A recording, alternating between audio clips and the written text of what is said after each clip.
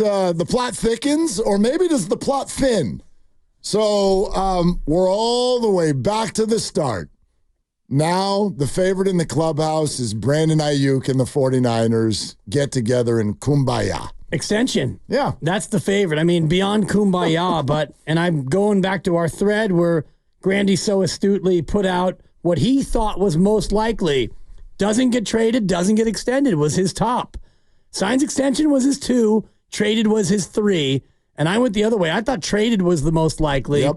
I thought signs extension was the least likely, and you thought signs extension would be the least likely as well. Yeah. And so here we are.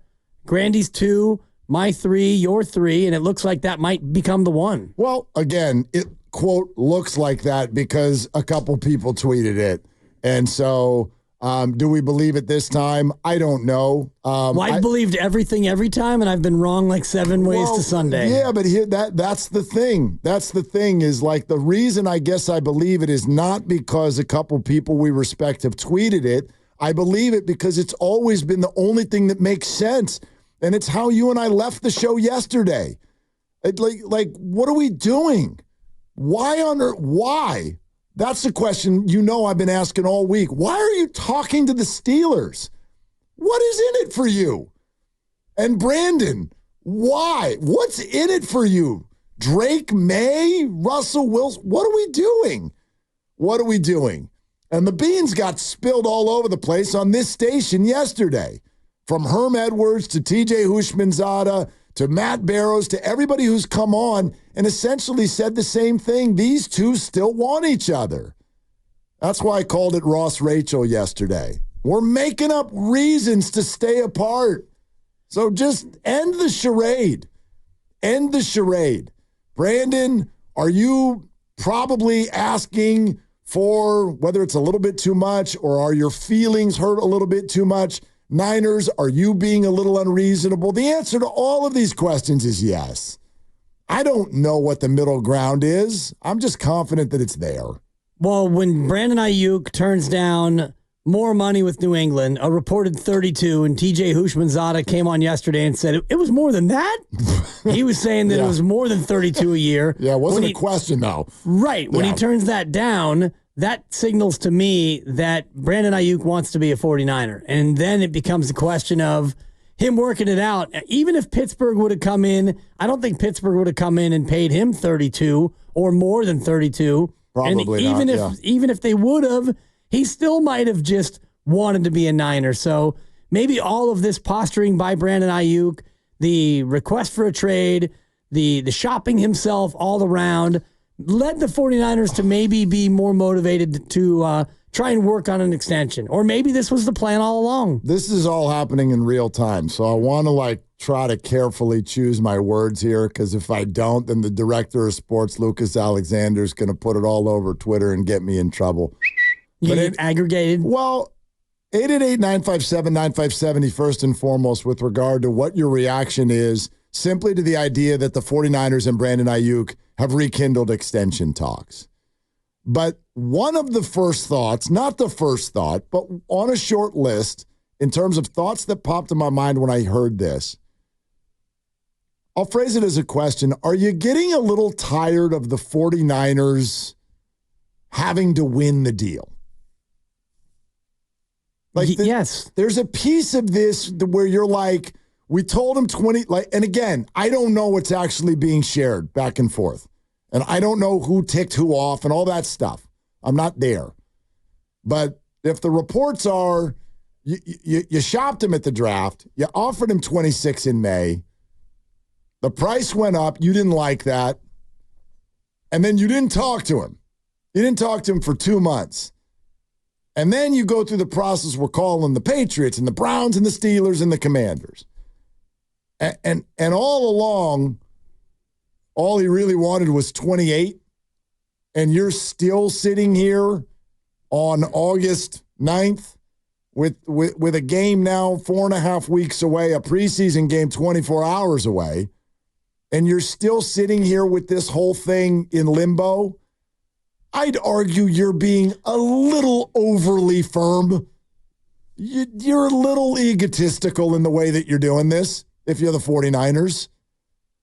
Again, I get it. This is big stuff here. Like millions of dollars and Brock Purdy's extent. I understand everything going on. But this idea of we got to win the deal, we do it a certain way, we're going to drive the hard bargain, we're going to take it to the end. Nick Bosa, last few days, Trent Williams, Brandon Aiyuk. I'm going to stop short of saying you should pay everyone. But, dude, come on. $2 million. I don't know, if right? That's how far apart you are. If it's $2 million, then not only meet in the middle, but give the guys money and let him come in and practice. Make this so it's not a distraction, and Kyle Shanahan has to open a press conference and answer 7 questions about it, and sports talk radio hosts are spending day after day on it. And this has been a thing now for 5 months. I don't know if they were close to a deal at 26 back in February or March, and it got to this point where now the number might be 28, but it feels like it would be worth it to just give them the couple $1 million, whatever the guaranteed number is going to be, and have this not be a distraction, because you've got players answering questions about it. You've got podcasts and hosts and the coach, and everybody's having to answer these questions. And we did a whole show about a couple of handshakes at practice and all of this so that Parag Marathe can win the deal. It feels like you're cutting off your nose to spite your face. Well, and we're sitting here asking questions and sharing opinions, but here's the fact. This is the 3rd summer in a row that's gotten dicey. It's a 3rd summer in a row. So is the process flawed? Well, it depends on what you want as the result. You know, it's about process versus result. For them, it's about the result. And if the process means you have Nick Bosa come in late and Debo signs in the end of July and Brandon Aiyuk holds in, maybe that process is not ideal, but you're more fixated on the result. And the result is win the deal. But they didn't with Nick Bosa. They got crushed. They got absolutely crushed by all accounts. Nick got everything he wanted. So they did not win by using their process. TJ Houshmandzadeh told us yesterday, you wanted to have Brandon at 26? You would have. You would have if you just did this in March. But no, we had to go to the draft, and we had to knock on every door, and we had to pretend like we were floating Debo too. We had to call, Patriots, Steelers, trade. We've been the story all summer long. I swear to you, I don't know if any other NFL team exists this summer. Everything has been Niners. Lead up to the draft, Niners. Then Netflix, Niners. Now it's camp, Niners. Williams, Aiyuk, Williams, Niners. Christian McCaffrey doesn't show up for OTAs, Niners. You've been the story all summer long. And Debo, scrubbed IG, Bosa took you to week 1. I think it might, that's all I'm saying. I think it's time for the 49ers to go, you know what? We're a little bit of a different organization, and this is a compliment. You're not the organization you were 6 years ago because you're a bunch of badasses, and you built something really, really special. I think maybe it's high time to simply review your own process. I'm sure they do every year. Yeah. And I don't know if they're ever going to get to the point where you get to an off-season negotiation and you make a deal in March, because it's just not what they've done. And I don't know if Parag Marathe is cut out to do that. He wants to win the deal. It seems that's been his MO. So you wait, and in this case, I can't imagine he didn't see the wide receiver market getting bigger, but I do think that the calculation was that Brandon Aiyuk would turn, he would come to heel, so to speak, and he would just give in earlier, and he wouldn't go the way that he went as far as requesting a trade and then holding in and becoming an internal distraction. I don't know if he's a problem or not. Distraction at the very least. So the process has to be different for every player, because the process with Nick Bosa, well, Nick couldn't give a crap. He was at home eating 7-egg omelets and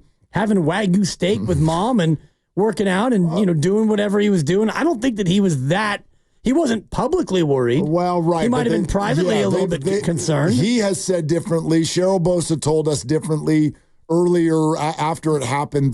But they didn't blink. No. He didn't scrub. He didn't request a trade. He didn't do anything outwardly. Well, that's just his way. But exactly. Yeah. But I think that was part of the reason why the Niners ultimately gave in, because they got to a point where they realized you can't trade Nick Bosa. You got to pay Nick Bosa. Yeah, there's no, like Nick Bosa, we knew was going to be a market setter. He was going to set the market for his position. We knew that. He knew that. Niners knew that. Brandon Aiyuk is not. There's a lot more debate there. There's debate there for two reasons. One, is Brandon Aiyuk the 6th best receiver? Is he the 11th best receiver?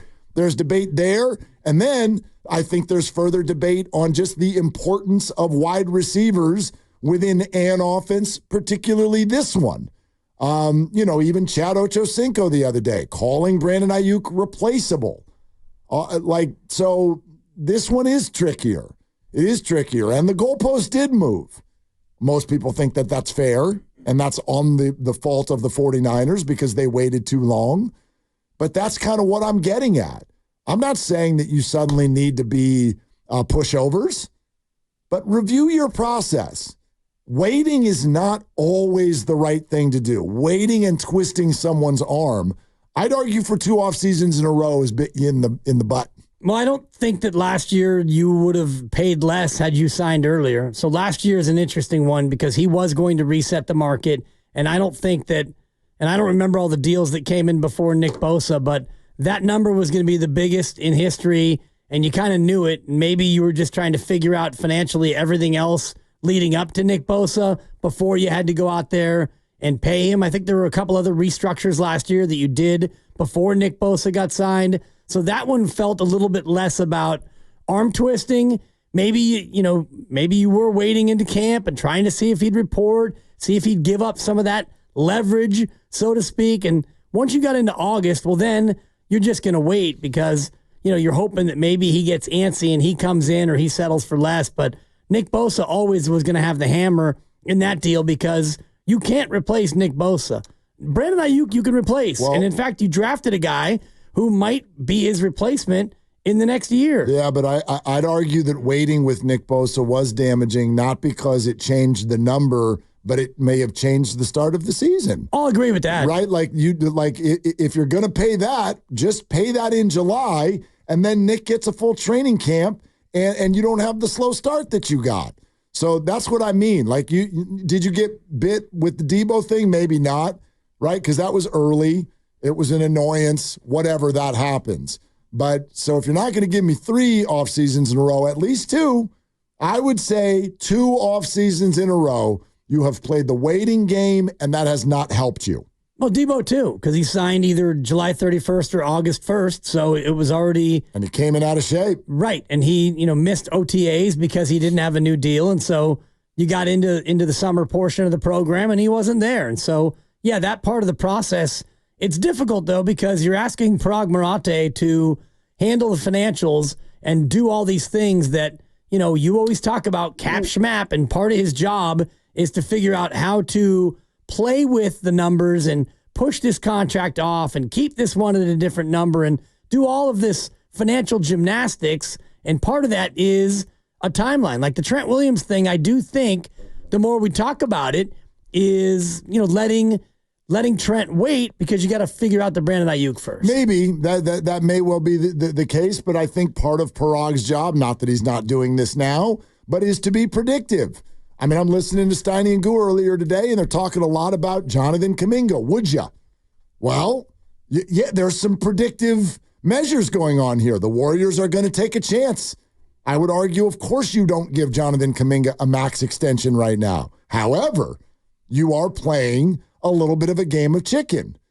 If Jonathan comes out and doesn't show out this year, you saved some money. If he does, you lost some money. And it's your job. You know these players better than anybody.